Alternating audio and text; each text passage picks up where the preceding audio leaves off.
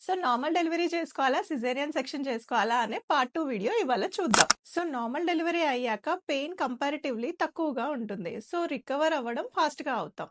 Baby మన vagina through squeeze అయ్యి వస్తుంది కాబట్టి బ్రీతింగ్ డిఫికల్టీస్ అనేవి తక్కువగా చూస్తాం. బ్రెస్ట్ ఫీడింగ్ తొందరగా ఇనిషియేట్ చేస్తాం కాబట్టి మదర్ అండ్ బేబీ బాండింగ్ కూడా బావుంటుంది. అండ్ ఒకసారి నార్మల్ డెలివరీ అయిందంటే ఫర్దర్ ప్రెగ్నెన్సీస్‌ని లో రిస్క్ కిందకి తీసుకుంటాం.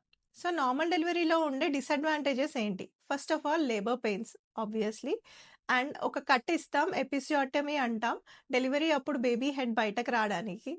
అండ్ సమ్‌టైమ్స్ వజైనల్ టేర్స్ అయ్యి ఉండొచ్చు. సమ్‌టైమ్స్ డెలివరీ అవ్వట్లేదు అంటే ఇన్‌స్ట్రుమెంట్స్ అంటే ఫోర్సెప్స్ కానీ, వాక్యూమ్ కానీ పెట్టి బేబీని లాగాల్సిన అవసరం పడొచ్చు. పెల్విక్ ఫ్లోర్ మజిల్ వీక్‌నెస్ అంటే యూరిన్ లీక్ అవ్వడం కానీ, మోషన్ లీక్ అవ్వడం కానీ ఇబ్బందులు చూడొచ్చు.